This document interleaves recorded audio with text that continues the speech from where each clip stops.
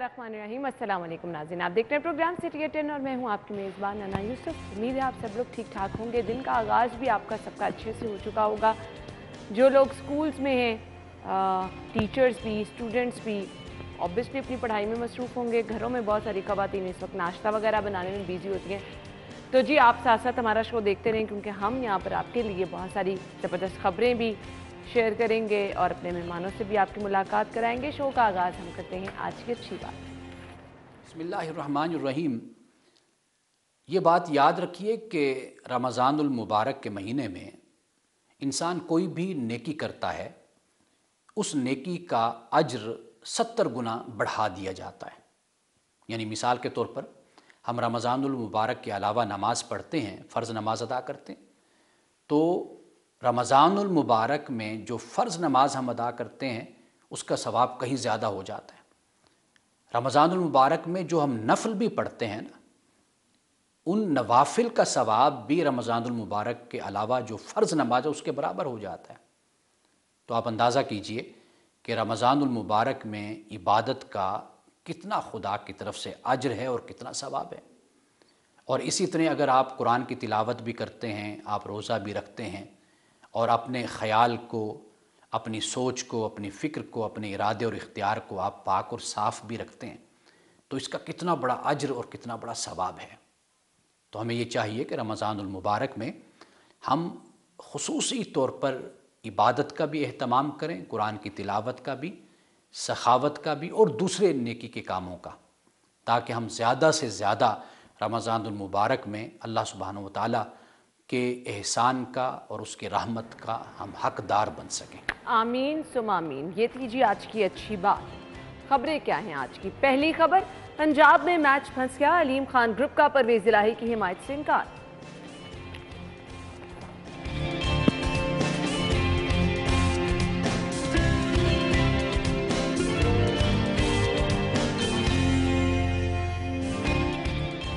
गर्मी बढ़ते ही लेस्को का सिस्टम जवाब देने लगा, कई इलाकों में गैर इलानिया लोड शेडिंग। महंगाई के मारों पर एक और बोझ, गैस के निर्ख बढ़ाने की तैयारियां।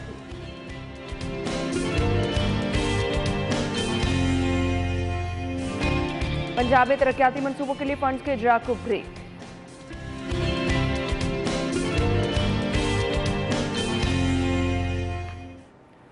सो नाज़रीन, खबरें आप जान चुके हैं और इनकी डिटेल्स क्या हैं वो हम डिस्कस करेंगे। जी हमारे साथ हमारे सीनियर रिपोर्टर कज़ाफ़ी भट्ट साहब मौजूद हैं। अस्सलाम वालेकुम। वालेकुम अस्सलाम। क्या हाल चाल है? अच्छा जी भट्ट साहब, पहली खबर की तरफ चलें। हालात जो हैं वो पेचीदा हो रहे हैं, सुलझ रहे हैं। मुझे समझ नहीं आ रही इन दोनों में से कौन सा वर्ड यूज़ करना है। आप कोई सा भी वर्ड ना यूज़ करें, ना पेचीदा हो रहे हैं ना सुलझ रहे हैं। देखिए, पेचीदा इसलिए नहीं हो रहे हैं कि जब हर रोज़ एक नई डेवलपमेंट होती है तब लगता है कि कुछ सुलझ रहे हैं। अच्छा अच्छा आपको शायद महसूस, लेकिन चूंकि हम शायद फील्ड में रहते हैं इसलिए हमें नहीं ऐसा महसूस होता कि कोई हर वक्त नहीं। देखिए ये सारी चीज़ें ना, मैं एज अ रिपोर्टर मैं ये कहूँगा ये सारी चीज़ें तयशुदा हैं। हाँ। ये मुझे तो ये सारी चीज़ें तयशुदा लगती हैं। अब देखें ना, अब अभी आप पहली लीड स्टोरी पे आएंगे, फिर सुपर लीड स्टोरी पे जाएंगे, दोनों एक ही तरह की खबरें हैं। चलें जी हम अनाउंस कर देते हैं आज की पहली खबर क्या है जी। पंजाब में मैच फंस गया है, अलीम खान ग्रुप का परवेज़ इलाही की हिमायत से इनकार। ये तो बात बिल्कुल वाज़ेह नहीं थी भट्ट साहब, देखिए ऐसा होगा। देखिए सियासत बड़ी जालिम चीज़ है, मैं आपको बताऊं बड़ी ही जालिम चीज़ है। वो एक और भी लफ्ज़ है लेकिन वो थोड़ा सा गैर पार्लिमानी हो जाएगा, नहीं यूज़ करूँगा। कि ऐसी बेहुदा किस्म की ये चीज़ है कि आपके ऊपर किए गए एहसानात जो हैं वो एक पल में भुला दिए जाते हैं। सही कहा आपने। मैं अलीम खान साहब ने बिल्कुल ठीक है, उन्होंने इनकार कर दिया कि हम परवेज़ इलाही साहब की हमायत में नहीं जाएंगे। लेकिन ये वही परवेज़ इलाही, मैं परवेज़ इलाही साहब की हमायत नहीं कर रहा, लेकिन मैं वैसे कुछ याद दिलाने की कोशिश कि जब नैब के अंदर केसेस थे तो नैब के केसेस में रिलीफ किस तरीके से लिया गया। पंजाब असेंबली के अंदर इनके प्रोडक्शन ऑर्डर जारी करवा के, उससे पहले हमजा शहबाज साहब के प्रोडक्शन ऑर्डर जारी करवा, और ये पंजाब की तारीख में पहली मरतबा हुआ है कि किसी अपोजिशन लीडर के इस तरीके से प्रोडक्शन ऑर्डर जारी करके उसको बुलवाया गया। अलीम खान साहब को भी रिलीफ दिया गया और पंजाब असेंबली के अंदर वो सारा दिन बैठे रहते थे, सुबह से लेके शाम तक पंजाब असेंबली के अंदर रहते थे। तो मेरा ख्याल है कि बंदे को चले थोड़ा सा ही ख्याल कर लेना चाहिए कि यार इस तरीके से आप ठा करता मुंह तो ही मार दो कि नहीं इसी तन वोट देना जी, ऐ तो कोई गल ना हुई ना। थोड़ा सा एहसान बंदे को ना याद रखना चाहिए। मैंने सिर्फ याद दहानी करवाई है। अच्छा, ना सिर्फ कराने वाली तो बातें बट सब बहुत बहुत ज्यादा है, मैंने लेकिन इसीलिए सोशल मीडिया है, हम तो चाहे वो डिस्कस करें चीजें ना करें, सोशल मीडिया पल पल याद करा रहा नहीं, वो बिल्कुल करवा देता, लेकिन ये चीज़ किसी ने अभी तक याद नहीं करवाई। मुझे इसलिए याद है कि चूंकि हम पंजाब असेंबली की बीट कवर करते रहे हैं, हमने वहाँ पे देखा कि लोगों को किस तरीके से, यानी कि अगर माजी के अंदर और हाल के अंदर भी देखा जाए कि किस तरीके से निशाना बनाया जाता है, तो उसके अंदर रिलीफ जब आपको मिलता है ना, तो आपको ऐसा लगता है कि जैसे आप जन्नत के अंदर आ गए हैं। कि जेल कहाँ पे, जेल का एक कमरा कहाँ से आपको उठा के असेंबली के एक एसी वाले रूम के अंदर आप सुबह से लेके शाम तक बैठे रहे। यानी और चलें छोड़ें, एहसान नहीं याद करवाना चाहिए, लेकिन सियासत बड़ी बड़ी बेहुदा किस्म की चीज़ है, एहसानात नहीं याद रखती है। ना सिर्फ ये अलीम खान, बल्कि तरीन ग्रुप ने भी आलमोस्ट फैसला कर लिया। वही मैं खबर आप समझ लें या मेरा तजिया समझ लें, किया गया, उनका रोज़ ही इजलास हो रहा है। हाँ। वो ये कोई नई चीज़, वो डेली बैठ रहे हैं। मेरे नॉलेज के मुताबिक तीनों ग्रुप, अलीम खान ग्रुप, तरीन ग्रुप और एक हम ख्याल छीना ग्रुप है। पहले छीना ग्रुप जो है वो उस्मान बुज़दार साहब की हमायत के अंदर था, लेकिन अब उन्होंने भी पलटा खाया क्योंकि उस्मान साहब का रिज़ाइन जो है वो गवर्नर हाउस चला गया, आज शायद वो एक्सेप्ट भी हो जाए। तो इन तीनों ने, जो मेरे नॉलेज के मुताबिक है, इन तीनों ने तकरीबन ये तय कर लिया कि हम एक बड़ा PTI के अंदर फॉरवर्ड ब्लॉक बनाएंगे और अब देखेंगे कि क्या हम अपना लेके आए या अपोजिशन को सपोर्ट करें। लेकिन ये तयशुदा है कि परवेज़ इलाही साहब को ये सपोर्ट नहीं करेंगे। लंदन के अंदर भी कुछ मुलाकातें हुई हैं, वहाँ से भी डोरियाँ हिलियाँ, तरीन ग्रुप को बता दिया गया क्या करना है। जो मेरा नॉलेज में आ रहा है उसके मुताबिक तो ये है कि ये अपोजिशन के उम्मीदवार को सपोर्ट करेंगे। अपना शायद ये ना दें अलीम साहब को। तरीन ग्रुप के कुछ लोग जो हैं वो तहफ़्फ़ुज़ात का इजहार कर रहे हैं, अगर उनकी तरफ से कोई आता है तो इधर से तहफ़्फ़ुज़ात, तो इसलिए दरमियानी रास्ता यही निकाला जा रहा है। इनके साथ जो बातचीत की जा रही है उसके अंदर इनको अकामोडेट करने की बात की जा रही है कि अगर चीना ग्रुप भी साथ आ जाता है तो फिर उनके अरकान असेंबली को और जो है वो इलेक्शन के अंदर अकामोडेट किया जाएगा। अगर अपोजिशन के साथ ये जाते हैं, तीनों मिलके जाते हैं, तो फिर कैबिनेट अगर कोई नहीं बनेगी तो उसके अंदर डेफिनेटली इनको एडजस्टमेंट की जाएगी। ये सारी चीज़ें, ये तीनों तो इन्होंने आलमोस्ट फैसला जहांगीर तरीन साहब करेंगे। सर हतमी फैसला तो हुन हो चुका है। हुन तो तुसी कह रहे हो गोंगलुआ तो मट्टी झाड़नी है। हाँ। आप सिर्फ वो रिज़ाइन जो है वो एक्सेप्ट होने का इंतज़ार करें। आज गवर्नर हाउस में अगर रिज़ाइन हो गया तो चौधरी साहब खासे मुतहरिक हैं, उन्होंने कल मीटिंग्स भी की हैं, उन्होंने अरकान असेंबली को जो है वो शाइया भी दिया है, अपनी तरफ से स्ट्रेंथ करें। लेकिन आपको एक बड़ी ज़बरदस्त किस्म की चीज़ बताऊं। अच्छा, जो साथ बैठ रहे हैं ना वो बगल में छुरा भी घोंप रहे हैं उनके। बहुत सारे ऐसे मिनिस्टर्स हैं, बहुत सारे ऐसे हैं, अगर आप वो फुटेजेस निकाल के देखें ना तो वो कहते हैं ना कि बंदे की बॉडी लैंग्वेज, बंदे के चेहरे के तासुरात, वो चीज़ें बता देते हैं अगर आप थोड़ी सी चीज़ें समझने वाले। मैं किसी का नाम नहीं लूँगा, किसी मिनिस्टर का।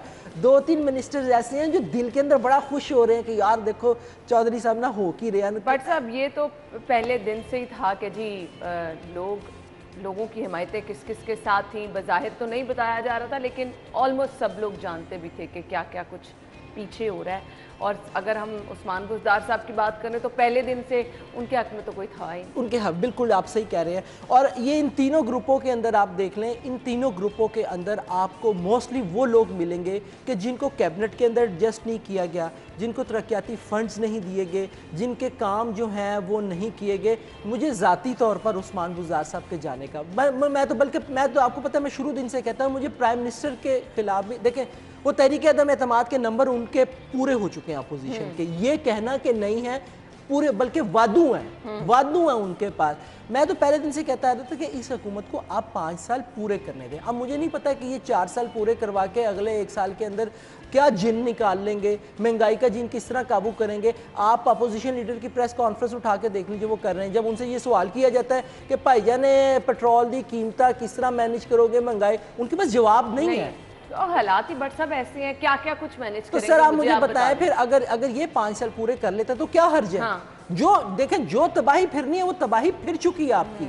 अब तो वो आपने उनको सियासी शहीद, मैं पहले जहाँ पर हम खड़े हैं, जिस ये दिनों में तो कुछ ठीक नहीं होने वाला, मेरे ख्याल से महीनों में भी आप नहीं, एक साल में सालों में। क्या कर लेंगे? एक साल के अंदर कौन सा महंगाई का जीन आप काबू कर लेंगे? क्या कीमतें वापस ये ले आएंगे? ये कहे ना, ऐलान करें ना, अपोजिशन वाले फिर ऐलान करें ना। शहबाज शरीफ साहब, जिनका बार बार कहा जा रहा है वजीर आजम इनका अनाउंस हो गया, वो तो सब ने कर ही दिया, सबको पता है।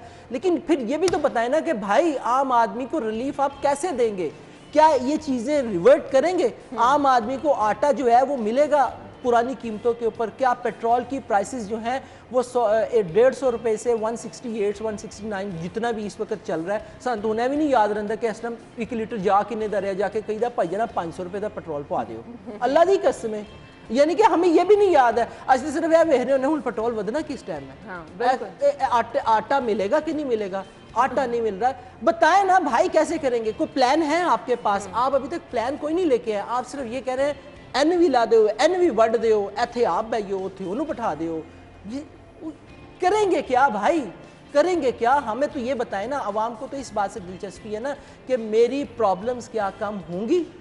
नहीं होंगी, नहीं होंगी। आप देख लीजिएगा, नहीं होंगी। आप खुद कह रहे हैं पेट्रोल की कीमतें आलमी मार्केट के अंदर तय होती हैं, तो यार वजीर आजम की कह रहे हैं, वो भी यही गल करता है, वो भी यही बात करें, बिल्कुल ऐसे वो भी यही बात करता है ना, तो आप क्या नई बात कर रहे हैं? लेकिन एनी हाउ, लेकिन चूंकि इस वक्त प्राइम मिनिस्टर को उतारना है, बुज़दार को भी उतारना है। फिर के बात वहीं आ गई कि पंजाब की अगर हम बात करें तो यहाँ पर वाकई क्या टफ सूरत मैच वाकई फंस गया है, डू एंड डाई की सिचुएशन। मेरा नहीं ख्याल मैच कोई नहीं फंसा फूसा है ना, मैच जो उनसे है ना वो तयशुदा है। अंपायर ग्राउंड क्लियर है, देखें सारा कुछ क्लियर है। अंपायर भी जो है वो न्यूट्रल होते हुए भी न्यूट्रल नहीं है, तयशुदा मैच है। खिलाड़ी भी तयशुदा है, कौन किधर से खेलेगा, कौन छक्का मारेगा, कौन नो बॉल करेगा, ठीक है ना, कौन कैच ड्रॉप करेगा, ये सब तयशुदा है। ये सारी चीजें वही हैं, मैं आपको फिर कह रहा हूँ, सारी चीजें तय। चलें जी, फिर आपको हर गुजरते दिन के साथ मैं हर रोज़ यही कह रही हूँ कि बताया जा रहा है कि क्या क्या हो रहा है जो तयशुदा है, आपको बारी बारी वो सब चीज़ें दिखाई जा रही हैं, तो थोड़ा सा और इंतज़ार करें, अब देखें आगे क्या होने वाला है।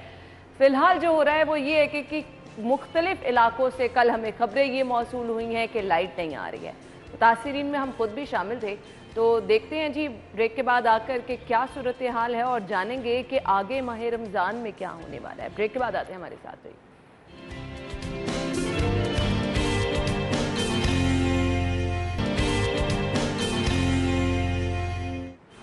वेलकम बैक नाज़रीन। और मेरे ख्याल से सबको पता भी था, लोग मेंटली प्रिपेयर भी थे, लेकिन जब इतनी अजियत का सामना करना पड़ता है तो समझ नहीं आती कि बंदा करे क्या। जी, लेस्को का सिस्टम जवाब देने लगा है, कई इलाकों में गैर एलानिया। अब सवाल ये है कि आपने ऐलान किया है, शायद मैंने नहीं सुना कि इस टाइम लाइट जानी है। व्हाट्सएप ऐलान किया गया कोई ऐसा कि लोड शेडिंग होगी? ना ऐलान तो कभी भी नहीं ये करते हैं। कब मुझे बताएं कब ऐलान किया जाता है? बस जब आप रोज़ाना यानी कि रोज़ाना कई कई घंटे बिजली जानी शुरू हो जाए तो आप समझ लें लोड शेडिंग स्टार्ट हो गई। बल्कि ये समझ लें कि गर्मियाँ आ गई हैं, गर्मियाँ आ गई हैं। वैसे तो हुण सर्दियाँ दे विच भी है उंज ही कर दे रहे ने।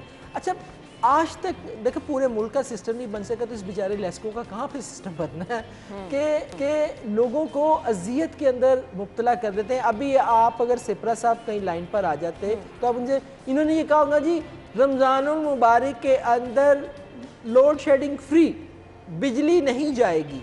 वो हम माजी में भी एक्सपीरियंस कर चुके हैं, इवन सहरी के टाइम, अफ्तारी के टाइम, जो आपका बहुत स्पेशल टाइम होता है, तब भी लाइट जाती है। अच्छा, अभी तो हम शहरी इलाकों में रह रहे हैं तो हमें इतनी अजियत का सामना करना पड़ रहा है। मुख्तलिफ इलाकों से स्टोरीज आ जाती हैं हमारे पास कि वहाँ पे इतने इतने घंटे से बिजली गायब है।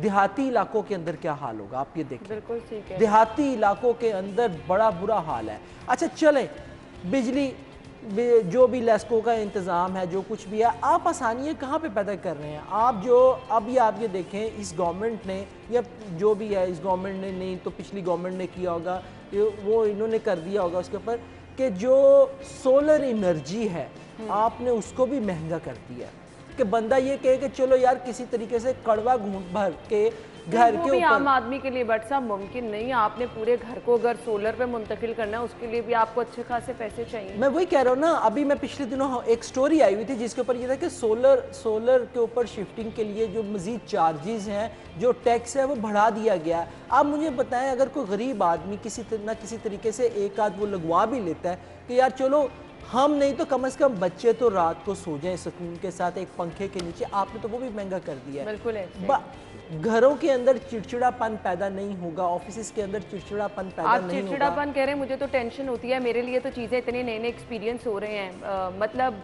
छोटे बच्चों के साथ मुझे अब समझ आ रहा है कि कितना मुश्किल है मैनेज करना। लाइट चले जाए, पंखा चल रहा है, मतलब ऑब्वियसली जो अभी तो गर्मी उस तरह से बढ़ी नहीं, तो आगे पता नहीं क्या होने वाला है। शाहिद सिप्रा हमें ज्वाइन कर चुके हैं।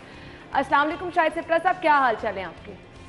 वालेकुम अस्सलाम, मैं ठीक ठाक जी। अच्छा जी शाहिद सिप्रा साहब, बहुत सारे इलाकों से कल शिकायत ये आई कि लोड शेडिंग है, तो यहाँ पर जी एलानिया गैर एलानिया की बात की जा रही है। मुझे पहले ये बताएं, ऐलान कब किया गया है कि लोड शेडिंग होगी? सेकेंडली, माह मुबारक की आमद है, 3 से 4 रोज गालिबन रह गए हैं, क्या होने वाला है? क्या इसी तरह से लाइट जाएगी? देखिए, ये लोड शेडिंग नहीं है, ये शहर में बदतरीन लोड शेडिंग आप इसको कह सकते हैं। क्या अचानक मौसम ने जब करवट बदली है और उसके बाद सार्फिन की जानिब से बिजली का इस्तेमाल बढ़ा है, तो लाहौर इलेक्ट्रिक सप्लाई कंपनी का सप्लाई और डिमांड में फ़र्क आया और उसकी बुनियाद पर आप गैर एलानिया तौर पर लोड शेडिंग कर रहे हैं। जहां आपका दिल कर रहा है वहां पे बिजली बंद कर रहे हैं। और जितनी देर जो है, कल ऐसा क्या हुआ था? कल तो बहुत सारे इलाकों से यही खबरें आ रही थी कि लोड शेडिंग। वही हालात है। कल 3 साढ़े 3 बजे के बाद ये हालात खराब होना शुरू हुए।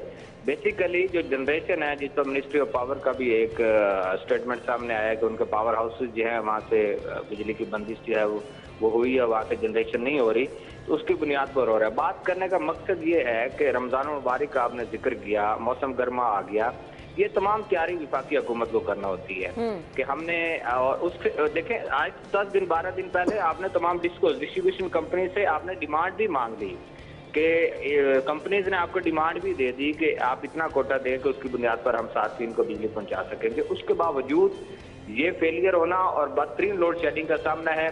कई ऐसे इलाके हैं जहाँ पे घंटे बाद 1 घंटे की लोड शेडिंग की जा रही है, और लाहौर के जो मज़ाफ़ात है वहाँ तो बिल्कुल ही कोई पुरसान हाल नहीं है। वहाँ तो बुरे हालात हैं कि जब मर्जी कोई आए लाइट, जब मर्जी बंद कर दे, कोई पूछने वाला नहीं है। और लेस्को का बड़ा आसानी से मौक़िफ़ है कि ये नेशनल पावर कंट्रोल सेंटर कर रहा है, सिस्टम की फ्रीक्वेंसी डाउन हो जाती है, ब्रेक डाउन के खदशात होते हैं, उसकी वजह से ये जो है हमारे तो हाथ में कुछ नहीं है, वो सारा मलबा विफाक पर डाल रहा है। बात करने का मकसद ये है कि बिलिंग ये लोग करते हैं, सार्फिन को सहूलतें ये देते हैं। अगर ये लोग भी लोड मैनेजमेंट नहीं कर पा रहे, एनपीसीसी जो इनको कोटा दे रहा है उसमें भी रहकर आप शेड्यूल अनाउंस कर दें। ये कहते हैं कि 2 घंटे के बाद 1 घंटा आएगी, ये 1 घंटे के बाद 2 घंटे तैयार है ना, मेंटली प्रिपेयर रहे। ये मसाइल ना हो कि पानी भी गायब हो गया और जी यूपीएस बंद पड़े हैं, लोगों को कुछ पता ही नहीं है। यही इशू है कि आप अपने सिस्टम को बचाने के लिए जब मर्जी को ग्रिड स्टेशन खींचते, जब मर्जी 11 kV के फीडर्स बंद करते हैं, तो इस तरह नहीं होता। आप देखें कि अगर जनरेशन कम हुई है तो फिर लोड मैनेजमेंट करें। कोटा अगर लेस्को को दे दिया गया है तो लेस्को से कहें कि उसको मैनेजमेंट उसकी करे, चाहे वो कोई शेड्यूल बनाए, चाहे घंटे के साथ घंटे की लोड शेडिंग करे। अगर सार्फिन को आगाह कर दे, आप सोशल मीडिया से, वैसे भी मीडिया के जरिए से आपको 2 घंटे लोड शेडिंग का सामना रहेगा, 1 घंटा आएगी या 1 घंटे के बाद 1 घंटा बंद होगी, तो सार्फिन उसी तरीके से ज़हनी तौर पर तैयार होंगे और उनकी तैयारी इसी तरह। यहाँ तो ये होता है कि 15 मिनट आ रही है, अगले पौना घंटा पता ही नहीं आनी है या नहीं आनी है। इन हालात में और इस कदर मौसम जो है आपके सामने, टेम्परेचर कहाँ पे जा रहा है, और फिर माह मुकद्दस में चंद 2 रोज कबल मैं लेस्को चीफ का बयान तो सुन रहा था कि हमारा सिस्टम ठीक है, हम बिला बदल बिजली देंगे। अगले ही 24 घंटे के बाद ये हालात हो गए कि आपके सामने है कि इस वक्त लोड शेडिंग की क्या सूरत है। अब मुझे बताएं, माह मुबारक के लिए क्या कोई प्लान है? क्या हमें तब भी अपने आप को लोड शेडिंग के लिए प्रिपेयर रखना है? बहुत मुश्किल हो जाएगा ये तो। अगर जनरेशन का यही हालात रहे और मुल्क की जो मौजूदा सियासी सूरत हाल है, इसमें क्योंकि हम लोग ज़्यादा जनरेशन IPPs पे करते हैं, हमारे जो इंडिपेंडेंट पावर हाउसेज हैं, जो प्राइवेट पावर हाउसेज हैं, हमने वहाँ से बिजली लेना होती है, वो बनाते हैं तो हम बिजली लेते हैं। तो इस तरह की गैर यकीनी सी मुल्क में सियासी सूरत हाल है, तो मुझे नहीं लग रहा कि ये रमज़ान में भी अगर वो IPPs या जो प्राइवेट जो प्रोड्यूसर्स हैं जो बिजली बनाते हैं, अगर उनकी जानिब से प्रॉपर तरीके से बिजली ना बनाएगी, क्योंकि 70% तो हमारा इन्हिसार जो है वो इन्हीं पे है, और ये बिजली नहीं बनाएंगे तो मुझे लग रहा है कि रमजान। अच्छा सिप्रा साहब, एक आखिरी सवाल आपसे, ये जो सर्दियों में लोड शेडिंग की जाती है मेंटेनेंस के नाम पर, कहाँ संभाल के रखी है वो बिजली? देखें, वो मेंटेनेंस तो इस बुनियाद पर की जाती है कि आपके कंज्यूमर की तादाद बढ़ती है। बाद ऐसे इलाके होते हैं जहाँ पे ट्रांसफार्मर ओवरलोड होते हैं, बाद ऐसे इलाके जहाँ पे फीडर्स ओवरलोड होते हैं। तो लेस्को ने तो माशाल्लाह इतना काम किया कि दरख्तों को काट दिया है कि ट्रिपिंग नहीं होगी, तूफान आएगा, बारिश आएगी। मटेरियल था नहीं, अगर किसी को मटेरियल दिया तो जंग अलून पुराना मटेरियल जो है वो दे दिया कि आप मेंटेनेंस पे लगाएं। तो लेस्को ने तो जो मेंटेनेंस के नाम पे बिजली बंद की है वो उस पर पुराना मटेरियल लगा के उसको मजीद बोसीदा किया है। तो मेंटेनेंस का कोई इस तरह का काम नहीं किया कि जिसकी बुनियाद पर हम कहें कि सार्फिन को बिला तत्तर बिजली मिलेगी। 130 ऐसे 11 के भी फीडर्स हैं जो 580 एम्पेयर, 400 स्टैंडर्ड होता है, 400 एम्पेयर पे आपका फीडर चलना होता है। 580 एम्पेयर पे वो किस तरह चलेगा? मुमकिन नहीं हो, हमेशा ट्रिप होगा। जब ट्रिप होगा तो गैर एलानिया लोड शेडिंग होगी। बात करने का मकसद ये है कि विभाग ने जनरेशन बढ़ानी है, लेस्को ने सिस्टम को मुस्तहकम करना है। ये दोनों चीजें पैरेलल चलेंगी तो मामला ठीक होंगे। फिलहाल तो दोनों काम ही नहीं हो रहे, इसलिए हम मेंटली प्रिपेयर हैं कि लोड शेडिंग होगी। बहुत शुक्रिया शाहिद सिप्रा साहब आपके वक्त का। नाज़रीन आप जी अगर यूपीएस नहीं लगाए तो लगा लें, बैटरियां पुरानी हो गई हैं तो उनको रिप्लेस कर लें, अदरवाइज कोई हल नहीं। बट साहब आपके लिए भी यही मशवरा है बाय द वे? मेरे लिए मैं तो देखें, मेरी बात सुने, मैं तो बल्कि सबको ये कहूँगा, देखें वो ना मंजियाँ ख़रीद लो तो हाथ वाले पक्खे ख़रीद लो। अगर नहीं खरीद सकते तो मंजियाँ कम से कम ज़रूर खरीद लो। तो आजकल वो बाहर ना बट मैं ये एक्सपीरियंस भी नहीं कर सकती, मेरे इलाके में मच्छर बहुत ज़्यादा तो मैं बताने लगा ना, मच्छर का तो हाल ही बताने लगा, पूरी गलत सुन लो। वो ना जालियां जी आप मजीद पैसों वाले काम बता रहे हैं। नहीं, एक ही दफा का खर्चा है, वो एक ही दफा का खर्चा है भाई। चारपाई बिछाए, छत के ऊपर बिछाए, उसके ऊपर वो लगाएं और आराम से। फिर अल्लाह ताला का तो हवाएं हैं जो खुली हैं, आप वो तो अल्लाह मियां ने तो हवाएं खोली है। बंदे के ऊपर मत रहिएगा, हर दफा कहता हूँ बंदे आजाद फिजाओं में सांस लें, आजाद फिजाओं में देखें सांस लेंगे। सुबह सुबह जो उनसे है ना वो जल्दी आंख भी खुलेगी, फजर की नमाज भी आप पढ़ेंगे, सेहत भी आपकी अच्छी होगी। इसलिए लेस्को का शुक्रिया अदा करें कि भाईजान लाइट तुसी भेज दो, पर बिल जड़ा है वो तुसी भर के लगा बिल तो आने ही आने हैं, लेकिन अभी कुछ फॉर्मेलिटी पूरी की जाएगी। आपको 2 दिन में खबर मिलेगी कि माह रमजान के हवाले से लेस्को ने अपना शेड्यूल कर दिया है। सहरी और अफ्तारी में बिल्कुल लोड शेडिंग नहीं होगी, लेकिन प्लीज इनकी बातों पे मत रहिएगा, हमेशा की तरह जागते रहना। ऐसा होता है, लेस्को ते ना रहना, बिल्कुल ऐसे ही है। क्योंकि वो अक्सर तमाम घरों में सहरी के टाइम पर टीवी लगे होते हैं तो हम नीचे पड़े होते हैं कि फलां इलाके में लोड शेडिंग है, फलां इलाके में। तो ये होने वाला है क्योंकि हालात जैसा कि शाहिद सिप्रा साहब ने बताया कुछ किया ही नहीं है, आपके पास बैकअप कुछ मौजूद नहीं है। तो कल जो सिचुएशन थी आज भी उसी का सामना रहेगा, यानी लोड शेडिंग होनी है। हमने ब्रेक की तरफ जाना है, वापस आएंगे तो हमने बात करनी है जी महंगाई हर रोज़ मुझे नहीं समझ आता, लेकिन अब गैस के नर्ख बढ़ाने की वजह क्या है, समझ से बाहर है। बिजली के नर्ख तो बढ़ेंगे हो रही है और उसके नर्ख तो समझ आ रहे हैं, लेकिन गैस के अब क्यों बढ़े हैं नर्ख, इस पर बात करते हैं ब्रेक के बाद। हमारे साथ रहेगा।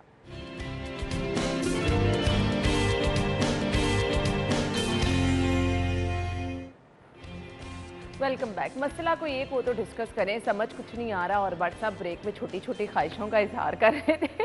ये ख्वाहिशें जो हैं, मतलब आप व्हाट्सएप क्या काम कौन करेगा अगर आप ये सब कुछ प्लान। ख्वाहिश में तो मैंने, अच्छा ख्वाहिश में बता देता हूँ इन्होंने, मैं कहा यार गर्मियां आते बंदा जड़ा ना इंटरनेशनल ट्रैवलिंग सस्ती होवे, बंदा इंज वीज़ा लवाए ठक साइबेरिया चला जाए, रूस के किसी ठंडे इलाके में चला जाए, ठीक है ना। जब पाकिस्तान में गर्मियां ख़त्म हो जाए तो वहाँ से वापस आ जाए, तो अच्छी ख्वाहिश करने में क्या हर्ज है। बट साहब वापस आ जाएं, अब हम बात फिर वही से कर रहे हैं कि बिजली नहीं आनी, गैस के नर्ख महंगे, तो ये तो रियलिटी है जिसका हमें सामना करना। थोड़ी देर के लिए ख्वाबों की दुनिया में रहने दे। मैं चला गया था, मैं कहा मैं साइबेरिया में घूम रहा हूँ, वहाँ पे गर्मी कोई नहीं लग रही है। अगर जाना हुआ भाभी को साथ लेके जाइएगा, वो भी एक ही गल है।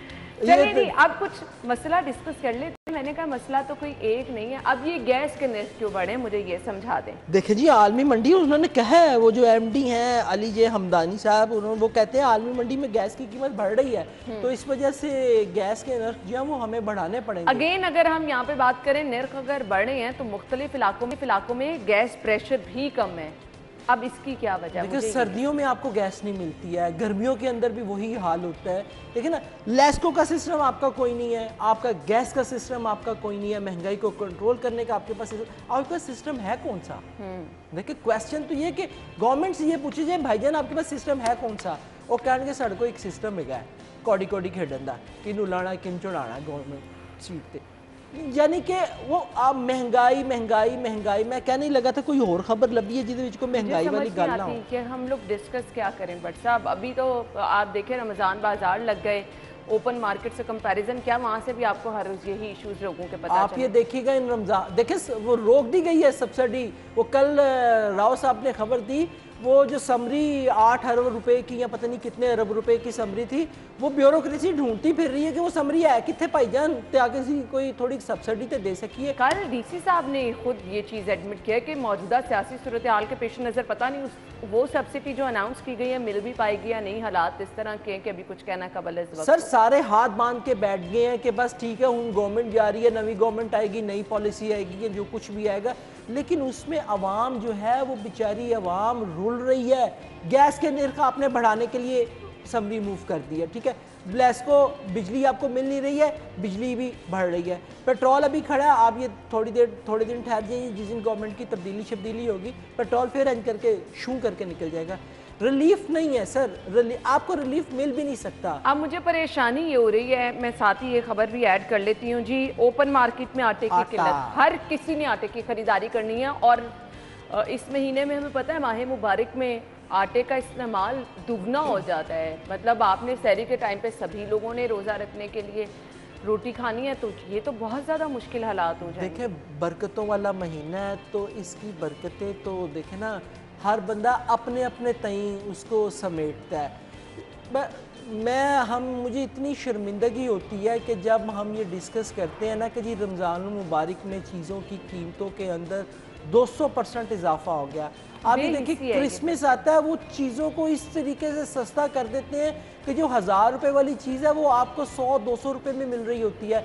यहाँ पे उलट हिसाब हो रहा होता है कि यानी कि जो चीज़ 100 रुपये की है आप उसको चलो 101 रुपये पे बेच लो यार, 102 रुपये पे, 110 रुपये पे बेच लो, आप उसको 300 रुपये पे बेच रहे होते हैं और फिर साथ कसम खा रहे होते हैं कि भाईजान नहीं मैं तो सस्ती ले आंदी ही किसी, मैं तो देखो है मेरे को रेट लिस्ट भेज लो, है रेट लिस्ट अभी तो सस्ती दे रहे हैं, असी तो नुकसान में कौन जाता है? आप मुझे बताएं कौन सा दुकानदार है जो ये कहे जी मैं नुकसान में, झूठ बोलता जो ये बंदा कहता ना जी कि मैं तो घाटे का सौदा कर रहा हूँ, मैं तो अपनी खरीदारी से भी कम पे आपको ये बेच रहा हूँ, ये सब झूठ है।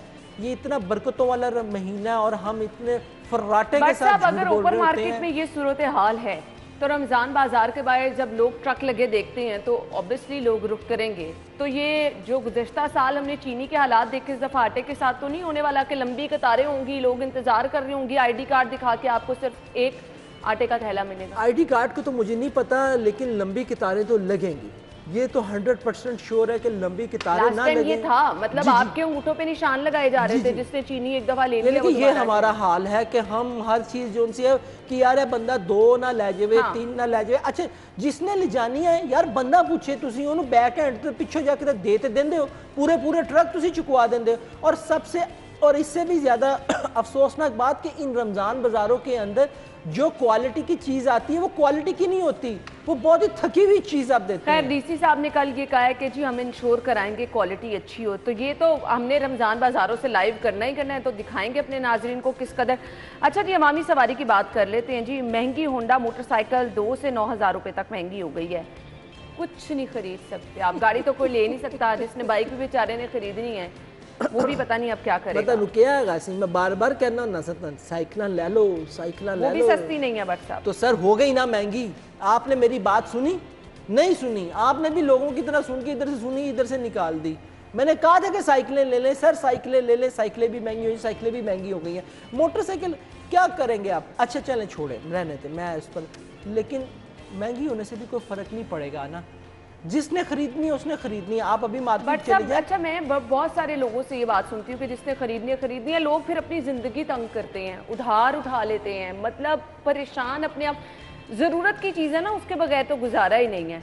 अब फिर होता क्या है अल्टीमेटली कि लोग अपनी चीज़ों को जो है वो जिस कदर कम कर सकते हैं मामलात को करके, गला घोंटने वाली बात है कि आपने जरूरत की चीज नहीं करते ना,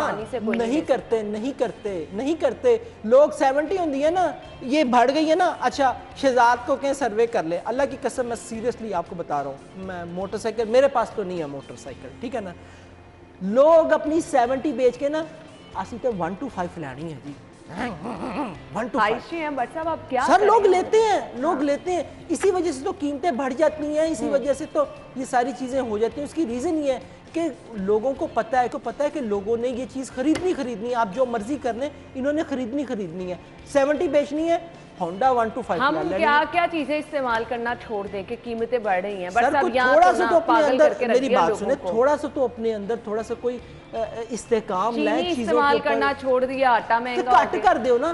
ब्रेक ले लेते हैं। बट साहब आपने नहीं मानना, आप कह रहे हैं सब कुछ ही इस्तेमाल करना छोड़ दें। ब्रेक लेते हैं, जब वापस आएंगे तो जी कुछ मौजूदा सूरत हाल के पेश नज़र तरक्याती मंसूबे, मैंने कल भी जिक्र किया था कि ख्वाब दिखाकर फिर लोगों को बता दिया अब मंसूबे नहीं होने वाले हैं। हालात ऐसे हैं, हर किसी को अपनी अपनी पड़ी है। ब्रेक के बाद आते हैं।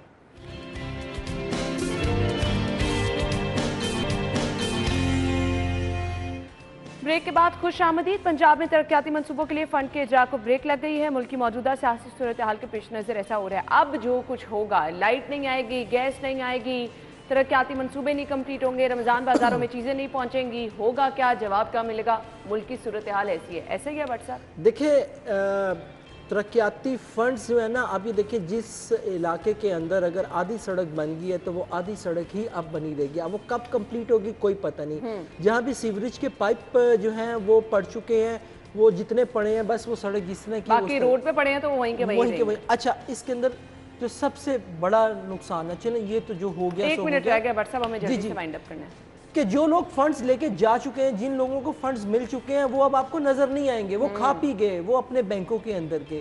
तो सर इसलिए वो सही कह रहे हैं, अभी मैंने टिकर पढ़ा है सफ्तान खान साहब का, वो कह रहे थे कि इमरान खान कहीं नहीं जा रहे, उम्मीद आखिरी वक्त तक है उन्होंने कहा। लेकिन मैं समझता हूँ वो वाकई कहीं नहीं जा रहे हैं। हाँ, हुकूमत से वो जरूर जा रहे हैं, लेकिन पाकिस्तान से फिलवक्त वो नहीं जा रहे हैं। तो इसलिए तरक्याती फंड्स को ना रोएं।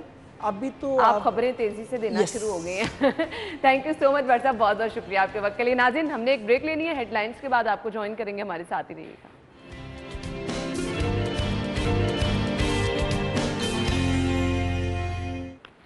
वेलकम बैक नाज़रीन। प्रोग्राम में जी अब हम शामिल करने वाले हैं सेगमेंट्स। तो मौसम की सूरत हाल सबसे पहले आपको बताएंगे। अभी हमने कहा जी लोड शेडिंग हो रही है, और लोड शेडिंग की वजह से ज़्यादा परेशानी क्यों है कि मौसम गर्म होता जा रहा है और आगे मौसम में शिद्दत ही आनी है। हर रोज़ हम आपको बताते भी हैं कि टेम्परेचर क्या है, आज की सूरत हाल क्या है, ये जानेंगे टुडेज़ वेदर में।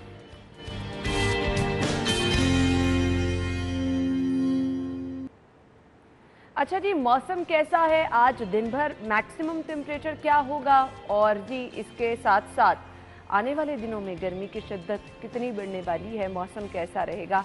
मायदा की तरफ चलते हैं। वैसे तो जी माह मुबारक का भी आगाज़ हो रहा है, तो गर्मी आगे से बढ़ी है, थोड़ा सा आप लोग भी ख्याल रखिएगा।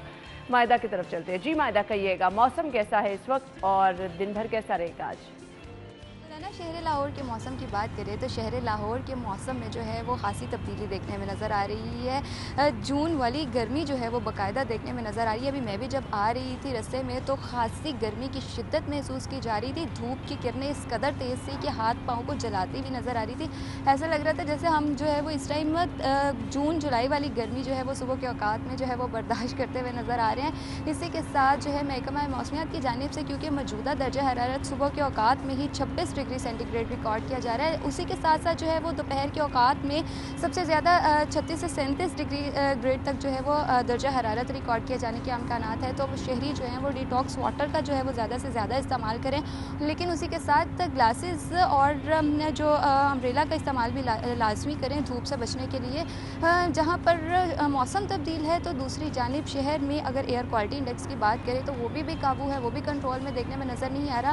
फ़िज़ाई आलूदगी की शरह आज भी जो है वो 190 के करीब जो है वो रिकॉर्ड की जा रही है। आज भी शहर का एयर क्वालिटी इंडेक्स 193 के करीब जो है वो रिकॉर्ड किया जा रहा है, जो शहरियों के लिए वो भी अनहेल्दी है। माहिरीन की जानिब से जो है कुछ एहतियाती तदाबीर भी हमारे शहरियों के लिए जारी की गई हैं, लेकिन अभी जो है वो बारिश के दूर दूर तक अमकानात ज़ाहिर नहीं किए गए। 24 घंटे में भी बारिश के अमकानात ज़ाहिर नहीं किए गए और आइंदा हफ्ते में भी जो है वो बारिशों के अमकानात ज़ाहिर नहीं किए गए, जिसके बायस जो है वो फ़िज़ाई आलूदगी भी इसी तरह बरकरार रहेगी और गर्मी की शिद्दत में भी इसी तरह से इजाफा देखने देखने में नज़र आएगा जब तक बारिशें नहीं होती। हवा में नमी का तनासुब जो है वो 55% रिकॉर्ड किया गया है। जब तक बारिशें नहीं होती हमारे शहरी इसी तरह जो है वो गर्मी में जो है वो खासी परेशानी को झेलते हुए नज़र आएंगे। जब बारिशें होंगी तब जो है वो थोड़ी सी मौसम में बेहतरी देखने में नज़र आएगी। तो हमारे शहरियों के लिए यही अच्छी बात है कि बारिशें जो है वो जल्द अज जल्द हो जाएँ, ताकि मौसम में जो है वो थोड़ी सी खासी बेहतरी देखने में नज़र आए। मौसम में बेहतरी तभी आएगी अगर बारिशें होंगी, लेकिन फ़िलहाल इम्कानात नहीं है, यानी मौसम शदीद गर्मी की तरफ जा रहा है। और इसमें आप लोगों को क्या करना है जी, पानी का इस्तेमाल ज़्यादा करना है। अगेन कल वाले शो की बात आपने याद रखनी है कि पानी का अगर आपने इस्तेमाल करना है तो पानी साफ़ हो, ये इंश्योर कर लें, अदरवाइज़ प्रॉब्लम हो जाती है। और हम देखते हैं बहुत सारे लोग जो हैं वो अगर गंदा पानी पीने की वजह से पेट के अमराज में मुब्तला हो जाते हैं। अल्लाह ताला आप सबको महफूज रखे। ये थे जी हमारे पास मौसम की सूरत हाल। मौसम कैसा रहेगा ये हमें मायदा ने बता दिया। बहुत बहुत शुक्रिया मायदा आपका। आगे बढ़ते हैं। अगर आपका प्लान है आपने ख़रीदना है मोबाइल, तो कौन सा मोबाइल आपको किस कीमत पर मिलेगा? हुआवे के आज डिफरेंट मॉडल्स हमारे पास मौजूद हैं। हुआवे Y7 प्राइम मोबाइल है 22,999 रुपये में, ये आप खरीद सकते हैं। Y6P मोबाइल है हुआवे का ये, और प्राइस इसकी क्या है? 20,899।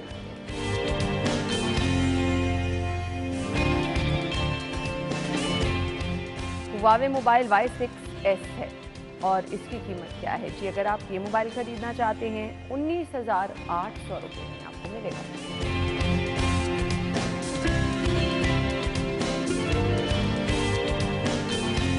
हुआवे Y5P मोबाइल है और 14,100 रुपये इसकी कीमत है।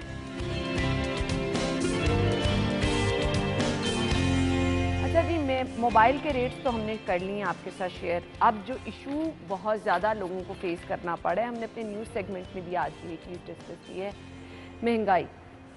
ज़रूरत की जितनी अशिया हैं वो महंगी हो रही हैं, और रोज़ाना जो इस्तेमाल वाली अशिया हैं वो जितना इस्तेमाल उनका रिपीटली होता है, रोज़ाना आपने ख़रीदनी होती हैं, उसी हिसाब से जी दौड़ लगी है। सब्जियों की कीमतों की हम बात करें तो आज के नर्ख क्या हैं जान लेते हैं जी।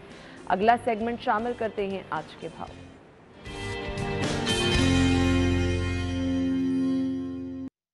शाहजेब हैं बाहर, उनकी तरफ चलते हैं। ओपन मार्केट के रेट आज क्या हैं? शाहजेब कहिए किस कीमत पर सब्जियां मिल रही हैं, और जिसको कहा जाता है सरकारी रेट लिस्ट DC रेट, उस पर क्या अच्छी सब्जियां मिल रही हैं या नहीं? बिल्कुल, शहर में सब्जियों की कीमतों की सरकारी रेट लिस्ट को जारी कर दिया गया है, जिसमें आज आलू की कीमत 22 रुपये से 24 रुपये के दरमियान मुकर्रर की गई है, जबकि जो दोयम दर्जे का आलू है उसकी कीमत 19 रुपये से 21 रुपये के दरमियान मुकर्रर की गई है। इसी तरह प्याज जो है उसकी कीमत 48 रुपये मुकर्रर की गई है। दोयम दर्जे का प्याज 45, जबकि जो सोयम दर्जे का प्याज है वो 36 रुपये फ़ी किलो हिसाब से आज मार्केट में फ़रोख्त हो रहा है। टमाटर की कीमत भी 90 रुपये के करीब बताई जा रही है, जबकि आपको बताऊं कि देसी लहसुन जो है वो 160 से 165, जबकि चाइना का लहसुन जो है वो 305 से 315 के दरमियान आज मार्केट में फ़रोख्त हो रहा है। इसी तरह चाइना का अदरक जो है वो 133 से 138 रुपये के दरमियान, और इसी तरह थाईलैंड का अदरक 155 से 160 रुपये के दरमियान फ़रोख्त होता दिखाई दे रहा है। फार्मी खीरा भी 45 रुपये फ़ी किलो पहुंच चुका है, जबकि जो फलियां हैं वो भी 70 रुपये फ़ी किलो के हिसाब से फ़रोख्त हो रही हैं। इसी तरह कचनार की कीमत भी 177 रुपये मुकर्रर की गई है। धनिया जो हर सब्ज़ी में इस्तेमाल होता है उसकी भी वो भी जो है वो 80 रुपये फ़ी किलो के हिसाब से पहुंच चुका है, जबकि दीगर सब्ज़ियां जिनमें मेथी 45 रुपये के किलो है, बंद गोभी जो है वो 55 रुपये फ़ी किलो जा पहुंची है, और इसी तरह शलजम जो है वो 27 रुपये फ़ी किलो के हिसाब से मार्केट में फ़रोख्त होते दिखाई दे रहे हैं। आए रोज़ जो है वो सब्जियों की कीमतों में उतार चढ़ाव तो देखने को मिलते हैं। सरकारी रेट लिस्ट शहर में जारी कर दी गई है, लेकिन मार्केटों में अभी भी ऐसे दुकानदार मौजूद हैं जो कि सरकारी रेट लिस्ट से 5 या 10 रुपये तजावुज़ करके इजाफे के साथ जो है वो शहरियों को अशिया फ़रोख्त करते नज़र आ रहे हैं, जिनके ख़िलाफ़ कहीं पर तो प्राइस कंट्रोल टीमें सरगर्म नज़र आती हैं और कहीं पर नहीं भी आती। ठीक है जी, बहुत शुक्रिया, आप हमारे साथ मौजूद थे और सब्जियों की कीमतें हमें बताई हैं जी, और रेट लिस्ट के मुताबिक ये जारी किए जाते हैं। लेकिन अगेन इशू क्या आता है कि जी अगर आपने DC रेट पर, सरकारी रेट पर सब्ज़ी ख़रीदनी है तो उसके लिए अलहदा से काउंटर बना दिया गया होता है, और वो सब स्टैंडर्ड होते हैं जो कि आप कोई भी नहीं ख़रीद सकता। लेकिन लोग मजबूर हैं, सस्ती चीज़ जब ख़रीदनी है तो फिर आपको उसी का इंतखाब करना पड़ता है। मीट रेट्स मेरे पास हैं, अगर आप जाएंगे ज़ेनिथ शॉप पे बीफ पर केजी मिलेगा आपको 600 रुपये में। बीफ मिन्स आप खरीद सकते हैं 785 रुपये किलो में।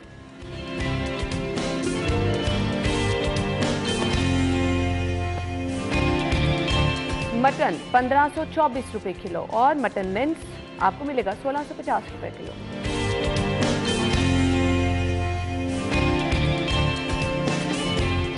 चिकन की रेट क्या है? जिंदा मुर्गी गवर्नमेंट रेट के मुताबिक 256 रुपये में अवेलेबल है। इसका बना हुआ गोश्त 371 रुपये में आपको मिलेगा।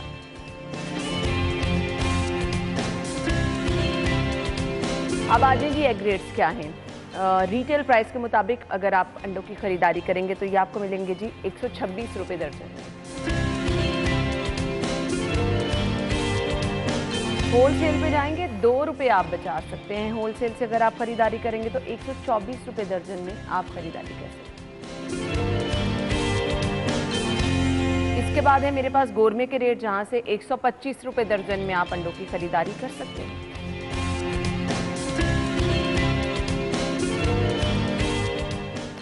और इसके बाद आगे बढ़ते हैं। ये तो हमने आपको चीज़ें बता दी जो आपने ख़रीदनी है और महंगाई के तनासुब से जैसे भी खरीदनी है, लेकिन बचत कैसे हो सकती है।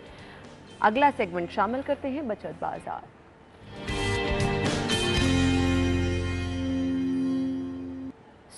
कारफोर पे कौन कौन सी चीज़ें प्रमोशन पर अवेलेबल हैं? सबसे पहले नेस्ले मिल्क पैक है। अगर आप ये खरीदना चाह रहे हैं, रिटेल प्राइस है 2190 रुपये, 1919 रुपये ये इसकी प्रमोशनल प्राइस है, यानी इस पर पूरे आप 271 रुपये बचा सकते हैं।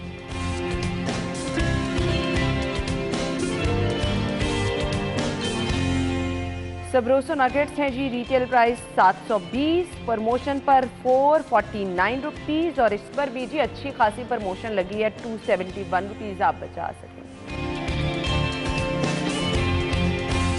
कशी जामी शीरी 290 रुपीज़ है इसकी रिटेल प्राइस, 245 रुपये में आपको मिलेगा, 45 रुपीज़ आप इस पर बचा सकते हैं। और इसके बाद डालडा कुकिंग ऑयल है जी, 1 लीटर 5 पैक्स हैं। रिटेल प्राइस है इसकी जी 2319 और प्रमोशन में मिलेगा 2472 में, 153 रुपीज़ आप बचा सकते हैं।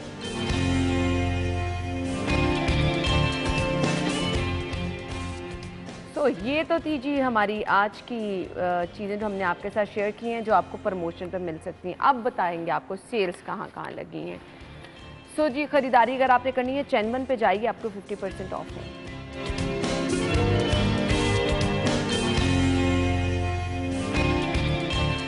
Diamonds up to 23% of.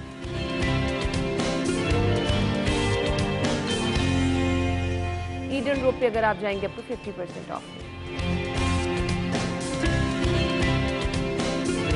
को natural up to 23% of.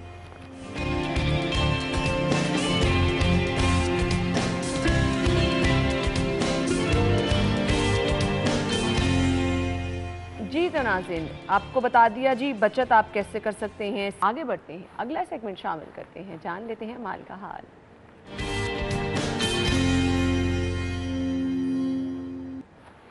Currency rates क्या हैं आपके साथ लिस्ट शेयर करते हैं।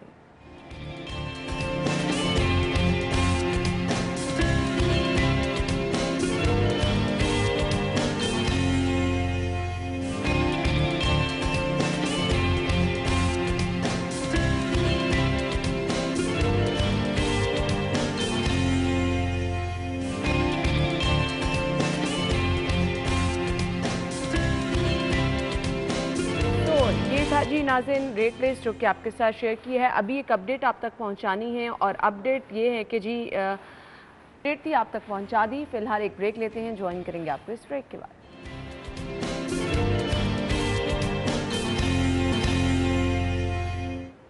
Welcome back. शहरी जो कि सिविल सेक्रेटेरिएट से गुजरते हैं बाखूबी उनको अंदाज़ा होगा पंजाब के सरकारी कॉलेजेस के असातिज़ा की जानिब से धरना दिया गया है। 24 रोज़ हो गए हैं इस धरने को और कोई सुनने वाला नहीं है जी। मुतालिबात ऐसे कौन से हैं जो कि मानने पे नहीं आ रहे कि 24 दिन गुजर गए हैं। असातिज़ा जो कि आपके बच्चों को ज़ेवर तालीम से आरास्ता करते हैं सड़कों पर बैठे हैं, तो क्यों ऐसा सलूक असातिज़ा के साथ किया जा रहा है और कौन इसका ज़िम्मेदार है? क्यों आकर बातचीत या मुज़ाकरात की कोशिश नहीं की जा रही? कौन से ऐसे मुतालिबात हैं जो पूरे नहीं हो सकते हैं? इस पर बात कर लेते हैं। हमारे साथ हमारे मेहमान जो मौजूद है, तारुफ कराना चाहूँगी जी, general secretary Punjab teachers union Rana Liaquat sahab ने ज्वाइन किया। अस्सलाम वालेकुम जी, क्या हाल चाल है? जी ठीक, आप ठीक। अच्छा जी, 24 रोज़ हो गए एहतजाज को, क्या ऐसे मुतालिबात हैं कि आपका एहतजाज भी वहीं का वहीं है और कोई बातचीत करने भी नहीं आ रहा? मुझे पहले सबसे मुतालिबात बताइएगा। देखें, अगर आप जायज़ा लें तो पाकिस्तान में जो एजुकेशन है वो कभी भी किसी हुकूमत की प्रायोरिटी नहीं रही। जब से पाकिस्तान और इंडिया जो सेपरेट हुए हैं, इंडिया ने आज तक अपनी 2 एजुकेशन पॉलिसीज़ दी हैं, जबकि पाकिस्तान में 6 से 7 आ चुकी हैं। तो इससे पता चलता है कि हमारे मुल्क में जो तालीम है वो किसी भी हुकूमत की प्रायोरिटी नहीं रही। अगर एक हुकूमत के दौरान कोई मसाइल पैदा होते हैं साजा को, तो वो गवर्नमेंट मसाइल को छोड़कर अगली गवर्नमेंट के ज़िम्मे डाल देती है। अगर वो गवर्नमेंट आगे कोई बात सुनने को तैयार होती है तो उसका टेनोर आपके सामने है कि हमारे मुल्क में जो सियासी अदम इस्तेहकाम है वो उसकी नज़र हो जाता है। अब जो इशू चल रहा है कि मुशर्रफ साहब के दौर में इस मुल्क में एक कॉन्ट्रैक्ट पॉलिसी लाई गई कि उस्ताद को देंगे साल के लिए, 2 साल के लिए, 3 साल के लिए। लोग चूँकि बेरोज़गार हैं वो एक्सेप्ट कर लेते हैं, वो आ जाते हैं। जब आ जाते हैं तो उसके बाद चूँकि तालीम एक तसलसल है, यहाँ पर उस्ताद का मुस्तकिल होना इंतहाई ज़रूरी है। अगर उस्ताद हिडॉकिज़म पे होगा तो आपका निज़ाम तालीम नहीं चल सकेगा। सही। तो जब असातिज़ा को इन्होंने कॉन्ट्रैक्ट पर भर्ती किया और 2009 में उनको सुप्रीम कोर्ट के ऑर्डर के ज़रिए उनको रेगुलर कर दिया गया, तो हमारा मौक़िफ़ ये था कि जो इनकी पिछली सर्विस है 8-10 साल की, उस दौरान जो इनको आपने एक एनुअल या सालाना तरक्की में उनको जो अमाउंट दी गई है, आप उनकी पे का हिस्सा रहने दें। इन्होंने क्या किया, उसको अलग करके, अगर फ़र्ज़ करें मेरी बेसिक पे जो स्केल की थी वो 30,000 बनती है तो मैं उस वक्त 40 ले रहा था, इन्होंने वो 10,000 रुपये हटा के उसको पर्सनल अलाउंस बना दिया और मुझे फिर वो 30,000 रुपये पे ले गए। ठीक है। अब जब मेरी प्रमोशन हुई उससे आगे, तो वो 10,000 रुपया मेरी पे से बिल्कुल निकाल रहूँगा, मैं तो कभी भी आगे नहीं बढ़ पाऊँगा। अब इसके साथ साथ हमारा दूसरा पोर्शन जो था वो सर्विस प्रोटेक्शन का था कि जितनी हमने सर्विस कॉन्ट्रैक्ट पे की है आप उसको भी हमारी सीनियरिटी में शामिल करें, चाहे कि आपने हमें उसका 30% जो पेंशन की मद में बनता था वो दे दिया है, लेकिन हमें वो सीनियरिटी दें जो कि हमारी प्रमोशन में काउंट हो। अब मौजूदा जो वज़ीर तालीम है हायर एजुकेशन, उन्होंने 2019 में हमारे कॉलेज साइड के जो असातिज़ा थे इनसे कॉन्ट्रैक्ट कर लिया कि जी आपकी पे प्रोटेक्ट रहेगी। ठीक है। लेकिन उसमें ब्यूरोक्रेसी ने ऐसे ताने बाने बनाए कि वो आज फिर 2019 के बाद आज फिर सेक्रेटरीट के सामने धरना देके बैठे हुए हैं। अब होना तो ये चाहिए था कि ये 6 माह में मामला हल हो जाता।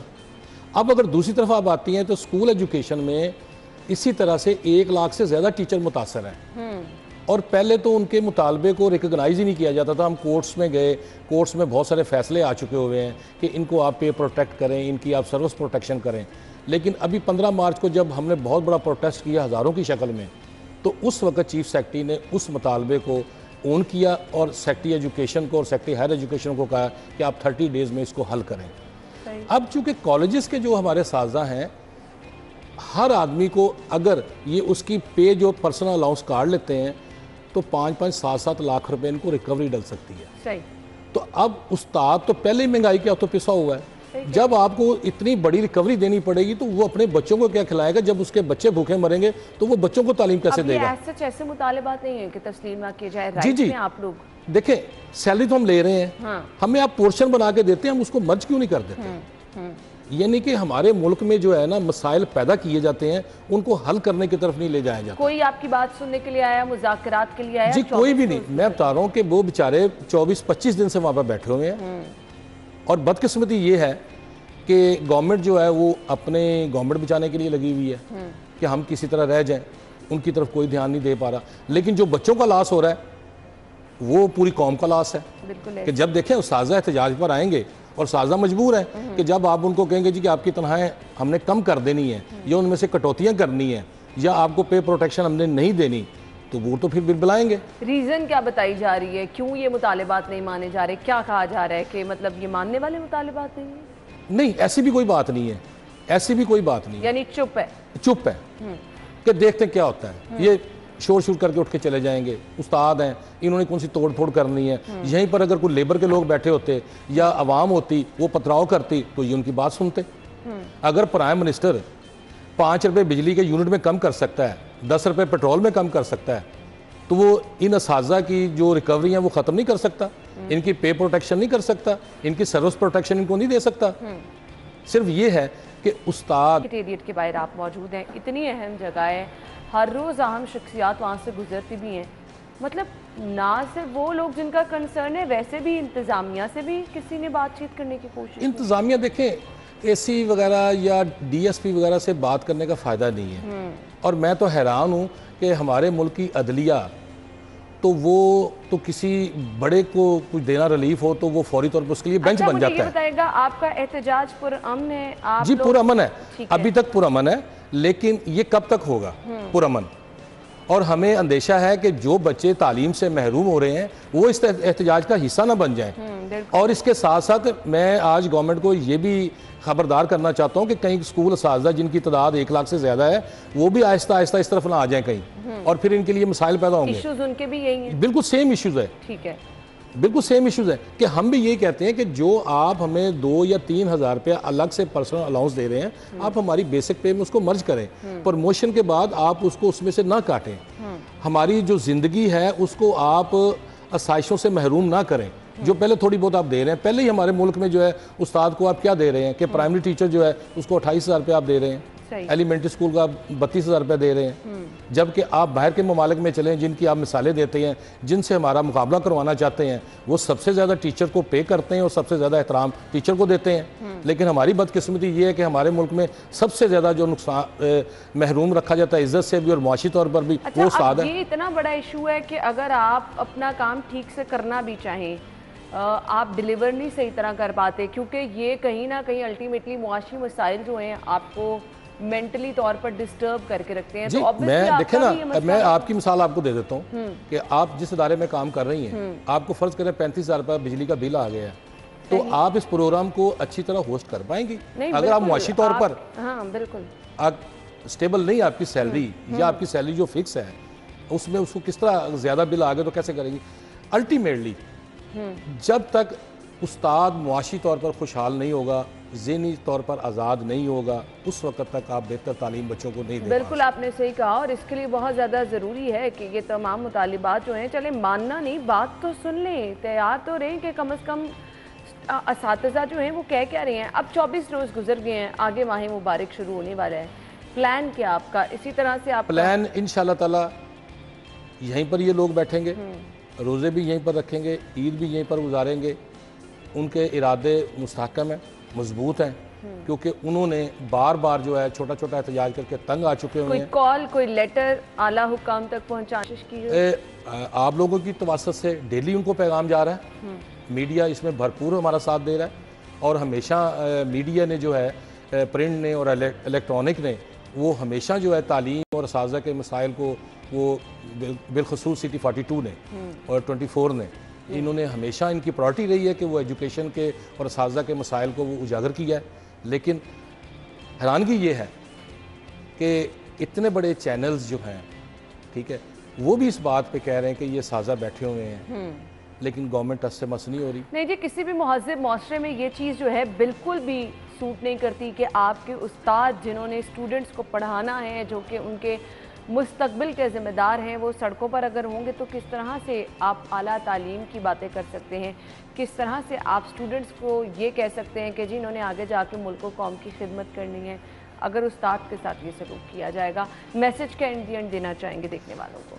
मैं मौजूदा हुकूमत को ये कहना चाहता हूँ कि जिस तरह आपको आज मसाइल का शिकार है, ये असातिज़ा के मसाइल ही की वजह से है।